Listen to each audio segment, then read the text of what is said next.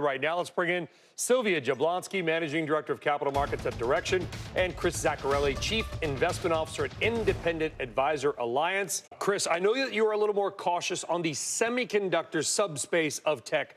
Does that mean you are cautious on all of technology? We're not cautious on all technology. I think software is really a good place to be, and we really think there's a lot of momentum behind technology in general. Our feeling is just the market's run a lot from the December bottoms. It's time to become a little bit more cautious. We're back to almost all-time highs. Valuations are around, let's say, 16.8 times earnings for the S&P 500. So we're getting back above our recent averages of let's call it 16 plus. So at this point in time, I think it just makes sense to just be a little bit more cautious in general. Look at some of those sectors that have underperformed, like healthcare, like the financials, and be more of a value investor at this point in time. Where are you seeing interest?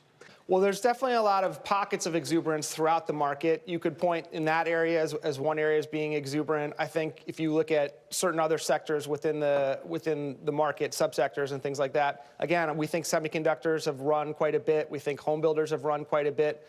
Those are areas where, again, we'd be a little bit more cautious. We believe in the long-term trends. It's just in the short run, as the market has run up as much as it has, there's got to be pullbacks along the way. We think sentiment is starting to get a little bit overdone on the positive side. If you look at the RSI for the S&P 500, it's around 68. So we're not quite at overbought levels of 70, but we're getting closer. So in general, yeah, I think there's pockets of the market that seem a little bit expensive and potentially overbought, and they could be ripe for a pullback.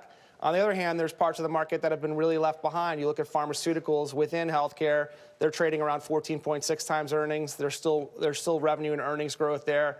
They've been left behind during this rally. If the market does continue to move higher over the next year or two, as we believe it will, then you want to be in some of those parts of the market that have lagged so far, because they will catch up eventually. Sylvia, thank you. Chris, thank you. Dom, thank you. All exciting. We appreciate it. Thank you.